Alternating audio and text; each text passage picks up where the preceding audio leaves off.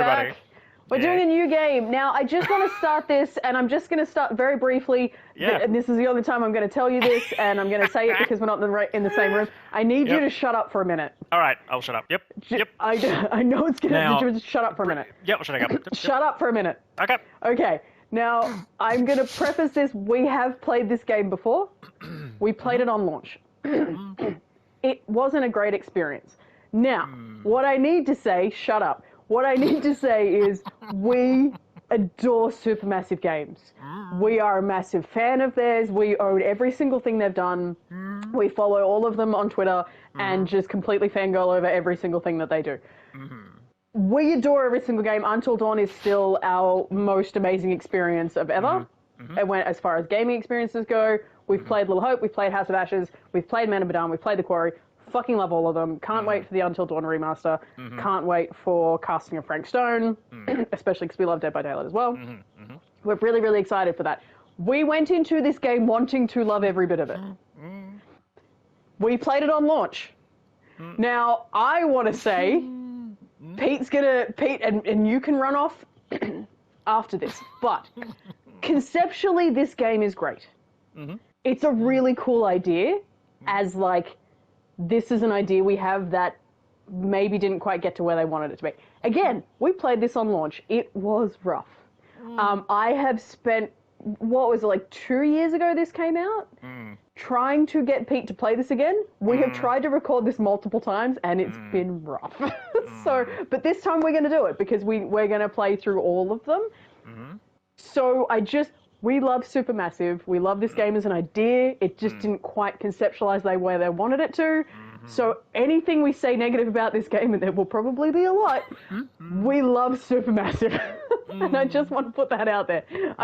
We absolutely adore them.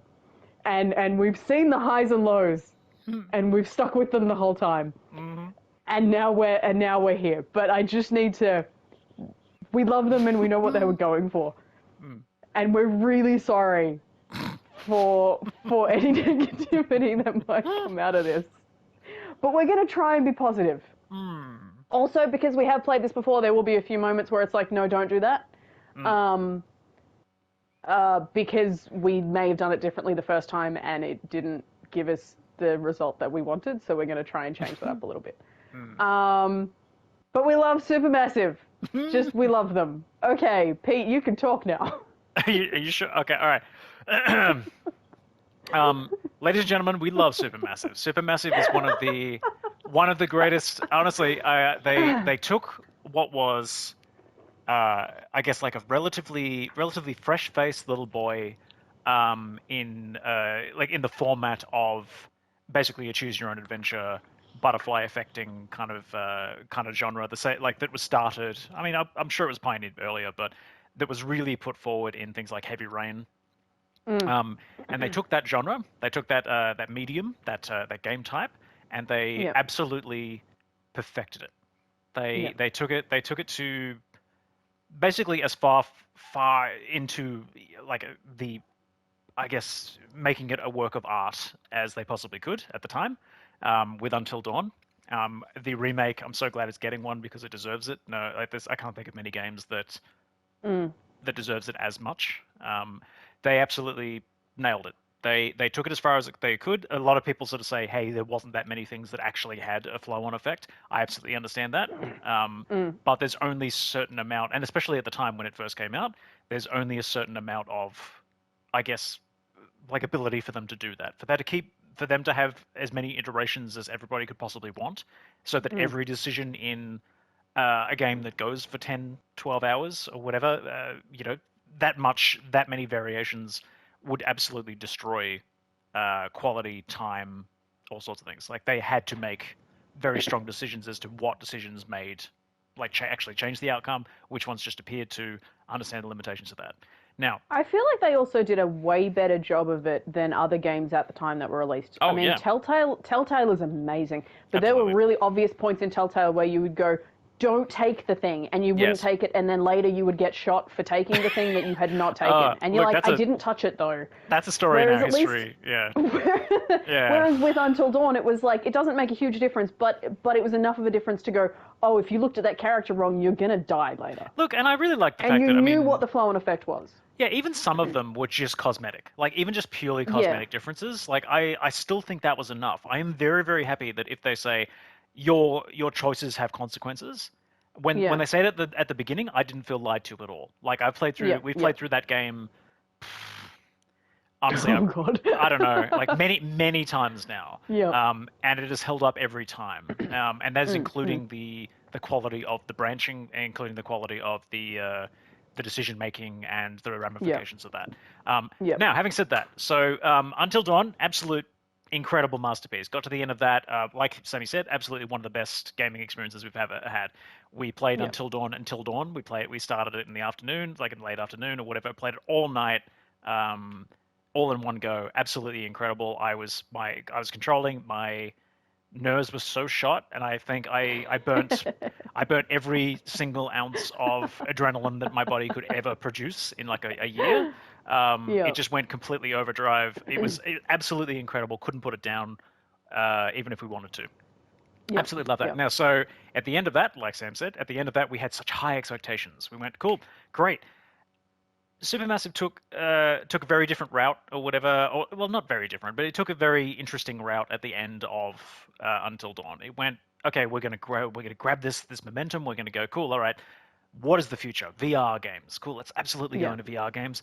They moved hammer and tongs into VR games, and the medium, the processing power, the type of VR or whatever they went into weren't ready, quite frankly. And also they were moving from a genre that they knew, well, a genre and a like a medium and a presentation type that they knew very well, into something that they honestly didn't. Like, moving into VR when they'd never made a VR title before.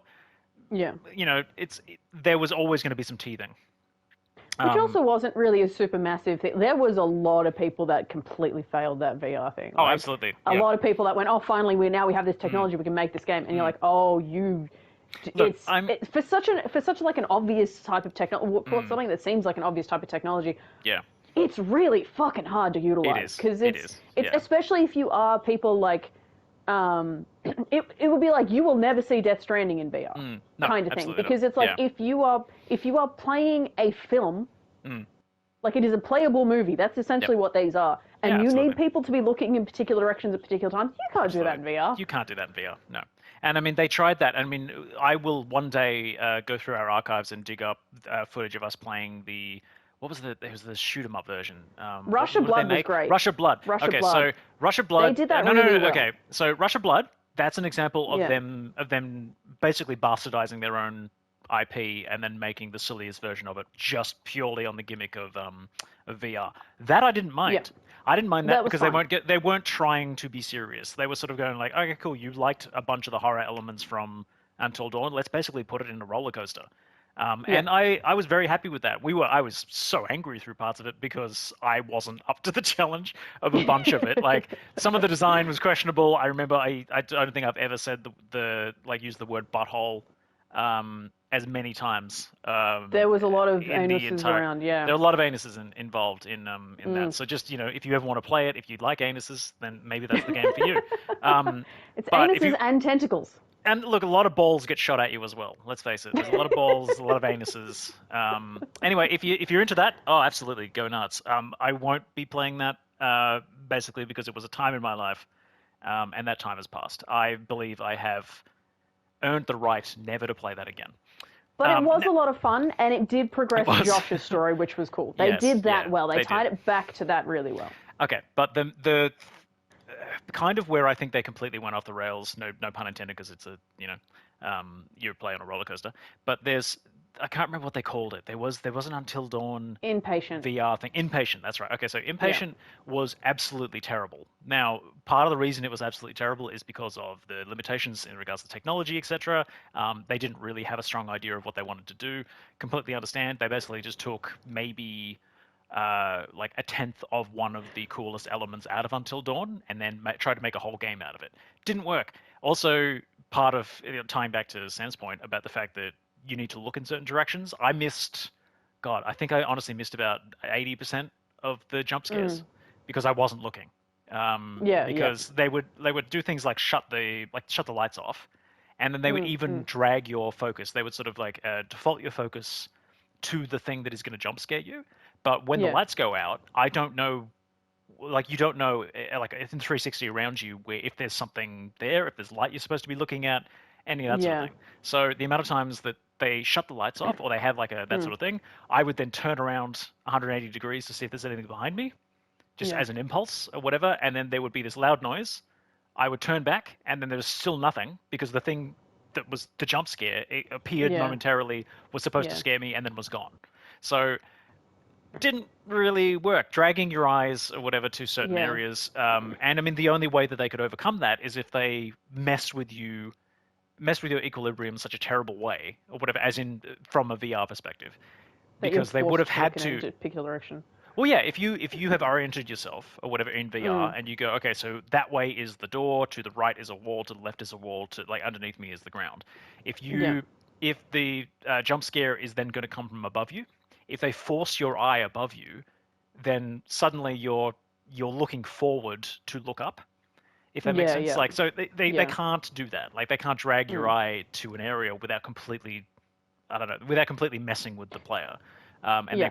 equilibrium. And again, that's a graphical element as well because like there was a bunch of anti-aliasing and like frame rate issues or whatever that also messed with people's eyes, gave people headaches like crazy in that particular generation. Now, again, that wasn't their forte, so they branched out into that. That was absolutely not the best idea. I understand that the best of intentions because VR could be very scary, and I'm sure it has in certain incarnations. They didn't do particularly well with that. It hurt their bottom line, it hurt their reputation, but they were still strong enough in the accolades for Until Dawn that they went like, okay, well, we've got to lean into our strengths again. They Yeah. go, okay, cool. We don't have a heap of money after these failures, or well, I mean, like critical failures, like not Yeah. like you could if you liked it, great. I mean, like there were elements I'm sure of them that were very strong, but from a money point of view, from a sales Yeah. point of Yeah. view. So headed into that or whatever, they went, okay, we've got to lead back into our strengths to get back on track. They lent into this Man of Medan, and they went, cool. So people really liked the choose your own adventure type. They really liked that kind of thing. Let's just do a short version of that because that's how much we can afford. Do a short version of that with very limited budget, with a Yeah. bunch of the team who would otherwise be sitting around, and go, cool. Let's see if we can do short form Until Dawn. And I think Now, this is such a great idea. Like these absolutely, chapter-based anthologies yes. are so good. Absolutely. Now, my favorite part about them is that they, first of all, they took on a very difficult task because what they were going for and what they have continuously proven or whatever as a company is that their focus is very strongly on narrative and on character development.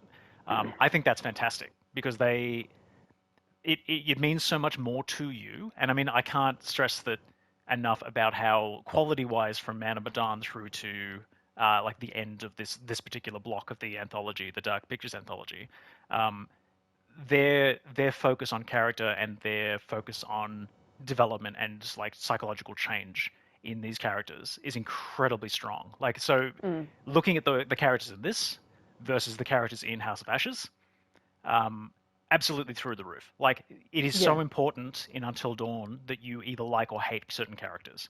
They lean into that really strongly, and they also they make you care. Basically, they make you care about certain characters. In House of Ashes, there is one character in particular. We'll play it so you'll see, and I don't want to give anything away. Who Yeah. starts off basically as I have no idea what this character is, and then by the end of it, there's a real camaraderie between certain of them that Yeah. I was devastated at the thought that they even could die. Yeah. Yeah. That's incredibly strong. That is incredibly Yeah. strong, and Yeah. they did that absolutely fucking perfectly. Yeah. Now, again, that's going into leaning into the strengths. Fantastic. I'm honestly going to try to clip this off at this point. The main thing is, Man of Medan was a playtest. No, Man of Medan was a playtest. Yes. They had very limited resources because they had very limited resources, quite frankly. They went, let's see if this short form can work. When we first played it, I hated probably about 80% of it Yep. because it was a step down in every single way from Until Dawn. It was a step down in quality. It was a step down in performance. It was a step down in in graphical quality. It was a step down in timing, in pacing, in writing, in utilization of the theme. It is absolutely a massive step backwards from Until Dawn. Now, having said that, I like to think that in explaining the back history with these things, that I kind of have covered why that is, and I completely understand that that is something that happened, and why that happened. That step down quality wise, they had to make like a difficult decision, and probably one they didn't want to make to return originally to return to this particular presentation. So if they wanted to, if they were really, really keen on VR, they tried. They got their ass absolutely hammered to them, hammered because of it, which is upsetting. But I mean, I guess the world's not ready, or the tech wasn't ready. Was more of the fact. Yeah. So I was really happy when they returned to this medium because that's what they're best at. That's what they're best at, and they've proven that time and time again. I was most scared about the Quarry when it finally got to that because not because these I go back Dark to long Pictures, form. because they went back to long form, and I was mostly scared that whatever they presented would never equal their opus, which I still consider as Until Dawn. I was really worried about that because if they made a long form one, they made the Quarry, and the Quarry sucked, or it was of the same quality, sorry to say, as the original version of this, of Man of Medan. I would say original version because this is the PS5 basically upgrade. So they've made a lot of changes to this, so I would really like to see the quality of this, and hopefully it has changed. Unfortunately, they haven't changed the narrative, and they haven't changed the performance, and they haven't changed the characters, so that will be hard for me. I don't mainly remember there because being too much of an issue with the characters and the performance. I remember them being quite good. Oh, I just thought they were boring as hell. I think it was didn't just care the about environment, environment-wise, it was I don't really know. I don't really... Well, it's one long mush. It's basically just every area looked exactly the same, and every character or whatever in general had the same element to them. It was. I mean, they didn't stand out. I don't remember any one of their names. Whereas I can it's name. hugely different going from. Oh no, I was just gonna say and I can name every character out of Until Dawn, not just because I played it multiple times, but because they stood out as individual characters. Emily was massively different from Ashley. Ashley was incredibly different from Matt. They were very, and they did the same with the Quarry. A bunch of the characters in there, you could, if you saw them or whatever, saw just a brief picture of them, you'd go, I can tell you all the defining characteristics of this character. Easily, because they established it beautifully. They in their first little sections, every element again. I mean, but again, they had the chance in the long form to deliver that. They had the chance to give you a chance to get to know the characters. In this, it is incredibly rushed. It is incredibly limited in its budget and its choices. But the main thing that bothered me they was the thorough underutilization of the theme. They had an incredible concept, an absolutely incredible concept, or whatever. Also based on a real thing, on an actual story, which is even better. So by all means, look it up. Really interesting. They had every chance to go literally wherever they wanted. In this one, there's an element where basically the psychology of the experiences or whatever allow for almost infinite creativity in regards to your presentation of threats. However, the threats in this, apart from one section that I hear that we never got to see, because we did the one smart thing. Also, we thought. Well, we'll complain about that. I'll complain about that when we get there. I feel like every time we do a Supermassive game, the first episode, because this has just turned into a podcast episode now. It has. Yes. I feel like the first episode and the last episode are just going to be us ranting. Sure. So if you want to check out us actually starting the game, because I have a further question from this, so I'm just going to keep this rant going. We're going to start the game in the next episode. But I just want to know, because now I didn't really think about it before, because I was just like, we love Supermassive. For me, this one was a slip, but I've adored everything else. Going from Man of Medan to Little Hope, which we're going to play next, is the biggest jump. Yes. As far as direction, action, quality, gameplay, graphic, everything in Little Hope was stunning. the characters in Little Hope were that thing that their development was so good that you did the human thing where you would go, oh man, you're really fucking annoying. And then something would happen and you'd be like, no, I have to protect you. Oh, but you're kind of pissing me. Oh, now they're pissing me off. Which they haven't had in any other game, which we're going to get into because we will obviously do Little Hope. Of course. So every time we do a Supermassive, there's going to be a rant on either side. Absolutely. Supermassive aside, because I now have a question for you. We still have 5 minutes left of this, so I'm just going to talk about it. Can you name another studio? Because I mentioned Telltale before. We really enjoy these choose your own adventure type things. We played all the Telltale stuff. We played Walking Dead, Yes. Batman, Wolf Among Us, Game of Thrones, Tales of the Borderlands. Loved every single bit of them. Absolutely. Then we played Michonne. Yes. Once we played Michonne, everything Telltale released after that, we went, I don't know if I want to do this. And so I don't think we've played a Telltale game since then. We played Until Dawn. Yeah. It's a broader question. We played Until Dawn, adored it. Yes. We then played Rush of Blood. It was fine. We tried Team Bravo, which was their other dip into completely away from horror. They tried to do a Call of Duty style VR thing. Yeah. It didn't work. Again, technology-wise, it didn't work. Sure. So Until Dawn, amazing. Rush of Blood, not great. Team Bravo, not great. Inpatient, not great. No. What is it, do you think, about... And can you name another studio where we've played sort of multiple... I don't want to say as a failure, because I don't think it was a failure, but we've played multiple sort of... That really wasn't our thing, but stuck with the studio after the fact? To the way that we have with... Because every time Supermassive even go, we're thinking of a thing, we're like, fucking give it to us. Yeah. And that was even... Like, even once we got halfway through Man of Medan, we were like, man, I'm really keen to see Little Hope.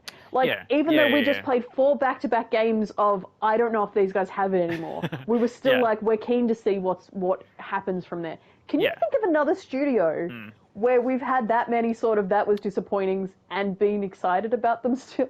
Yeah, I think there's a really easy answer to that. I think Supermassive struck with us particularly, or whatever, a really perfect middle ground. Because they took a bunch of things that we already adored and put it into one, and then we managed to we hit a sweet spot in regards to playing it in exactly the right way, with exactly the right people, had exactly the best experience you could possibly have with that particular game. We haven't had that. Like we haven't found. Well, I don't think we have any studio, any game company that has had such a strong out of the gate, such a strong game out of the gate, and then a consistent run of failures. Like generally, what happens is that, like especially today, which really bothers me, you'll have a strong, like something comes strong out of the gate, then they get acquired, then they get a run of flops, and I do like little air quotes here. There's a run of flops because of the interference from whoever acquired them. And then they get torn to pieces, and that's it. There's a bunch of examples of that. I found out, like, I mean, this is going to date the video a little bit, but the fact that Arcane is now gone, very upsetting to me because I absolutely adore Dishonored. I absolutely adore Dishonored. They are officially gone, which is really fucking sad because, like, again, when you think of games and series that could benefit from future installments as well as remasters and re-releases. Dishonored, oh my goodness, like absolutely fucking incredible game series. And the universe itself, the universe it's set in is absolutely second to none. Like an absolutely incredible universe, thoroughly underutilized. But I think art that direction was also absolutely incredible, and their mechanics were amazing. It would have been really exciting to see them make something. To see what else they could make outside of that universe would have been really, really cool as well. Well, look, I mean, I can imagine that. I can only imagine. Let's say if they started development now, I can only imagine, or like a year or two ago, if you just gave them the budget and got out of their way, if they then made whatever on launch PS5, PS6 or whatever that equivalent is, what they could make in the Dishonored universe on the PlayStation 6. I don't think I would be ready for it. I think I'd have to lock myself away. That would be the end of me. It may just make my heart explode. But no, to answer your question in short form, no, we haven't stuck with anybody that way. We'll absolutely always give companies a chance, but we haven't found any company that has floundered so badly and then survived to tell the tale. Yeah. Because I mean these guys were very lucky. I mean I don't know how much money in Acclaim they made, or what their business structure is, like behind the scenes naturally, but the fact that they survived technically three duds in a row, critical like a critical success, not critical, the opposite of critical success. Yeah. They survived that, and not only did they survive that, they pumped this out on low budget, and it still had enough people buy it and interested in it to greenlight the next few installments. Yeah. If they hadn't have struck at the very least like I guess like maybe 20% or like 10% or whatever of that Until Dawn magic, if they hadn't have managed to put that in here, then they would have been dead. Quite frankly, they would have gone, yeah, Dark Pictures, absolutely. They would have been halfway through production of Little Hope, or like the very early stages of Little Hope, and then turned around and gone, cool. Where's the rest of the money to do this? They would have gone, there is none. Mad and Medan like flopped heavily. That's the end of it. That's the end of it, and they wouldn't deserve it because they're a great group of people and creatives, but. No, we haven't had that. We haven't had that. I guess that's a real testament to Supermassive and the fact that when they pull together in the right direction, all together, and in areas that they thrive, rather than pushing themselves out of their comfort zone, I think they are just one of those companies that will always keep drawing us back. Yeah. Especially because, I mean, we are very, like, our attention span as gamers, and I don't mean... Very short. The attention span of a gamer, I mean you and I specifically, yeah, absolutely, are very like I'm gonna bring it up even though it's gonna I don't want to. Destiny was our favorite thing. Like Destiny 2 was our absolute favorite thing. It got rid of the studio, it got rid of Activision, and then somehow destroyed itself. But it was our favorite thing. We played that every day for hours. We had all of our friends were on there. We did all of the raids, all of the stuff. Yep. And then the second it got a little bit rough, we went, we're going to take a step back, and we have not been back. Like, we dropped that at Witch Queen, and we haven't even gone, yeah, all right, we'll give you another go. Our attention span as gamers for you and I is very much like, because we had so many things to play, and I don't know whether that's the things Supermassive have that no one else has, is like, there is another shooter, there is another space game, there's no alternative to these. Yeah. Like, other than like FromSoft, no one else can make a FromSoft game, but I feel like no one else has this style of horror.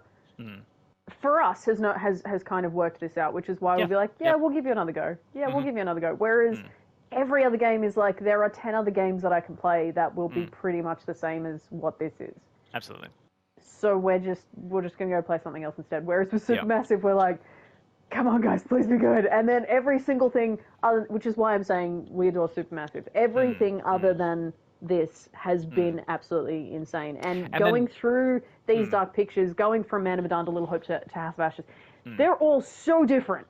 The action in House of Ashes and the combat in House of Ashes is not in any other game. Nope. And they did that other than, I think, one QTE, which I don't know whether that was a glitch or whether we just completely fucked that up. I want to say that's a glitch. Other than one QTE, it was so smooth. Absolutely. And you're like, man, so you can see what they learned from what they've done to go into the next thing, which I think is really cool as well, and something that not many... I'm saying not many as if I play games constantly and I know all of the things, but I think I'm glad that we stuck with them, and I'm really interested to see what if the overhaul on this makes it more bearable. Because for me, honestly, it was mainly just an environmental thing where I was like, I'm like, this is kind of bugging me. See, for me, I think that the two things I want to say just to end this all off. The first thing is that the main thing that bothered me about this one is that it was beige from start to finish. They didn't make any strong decisions in any direction. There is a sequence, for example, where you were walking through something where there's a bunch of things like that's supposed to be there to scare you, and if you don't do anything, it doesn't matter. Like you basically, it's the most ineffectual sequence of the same copy paste assets. And you got through that sequence, and that's about 90% of the way through the game, or 85% of the way through the game. We absolutely adore Supermassive, and I'm going to keep coming back to that. This was a misstep, but it was an important one for them to do, one for them to take. Because if they hadn't taken it, they would not exist. If they hadn't have taken it back into the genre that they mastered, then there would have been a problem. I am very excited to see the upgrades. And who knows? Like, through this playthrough, I think I'm less, I guess, less bitter. Because, well, no, I feel like I'm less bitter because, like, I now understand or whatever I guess the steps to get here. I understand also, I guess, the limitations or whatever that they had to work with. I'm not coming straight from Until Dawn going, okay, well, this is going to be the greatest fucking thing I've ever played. This was an important step. It was not their strongest. And I mean, I'll have things that I bitch about if they come up again. I'll bitch about them anyway, just because, I feel like we've explained enough why we feel the way we feel. About like elements in it. It's just I really want people to understand, and if you stuck through this, thank you very much. But we absolutely love Supermassive, and if we complain or whatever about bits and pieces, we understand that the limitations or whatever were what caused them. Because we're also coming at it from the point of view of like a disappointed parent. Exactly. It's like, we know what you are capable of. We're not mad. We're just disappointed. When you apply yourself. We're not mad. We're just disappointed. You went and hung out with the wrong kids on the playground, and look at what you've done now. Like, you had so much potential. You had so much potential, and then now you're on meth. It's just like you had so much potential. You gave it up. You're on meth. This is the game that is on meth.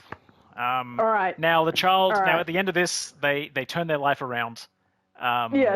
After that, but to start with, your child's on meth. You love them. This is the Rocky moment of going from primary school to high school, and you're trying to find your place, and you're trying to be the big kid in the prison. Absolutely. Okay. Cool. Now that we've had this rant over. Now that we've had this, it won't happen again. It won't happen again. So now when we go into because I thought it was just going to be a quick Man and Medan thing. I didn't know it was going to be the history of Supermassive. Now we won't need to do that again. I'm just going to very quickly say I'm really sorry for the amount of times I'm going to rage on the camera angles because they are Silent Hill 1. They are. And that's it. That's all I got. Very nice. That's it. Let's play. Very nice. Let's go. Let's do it.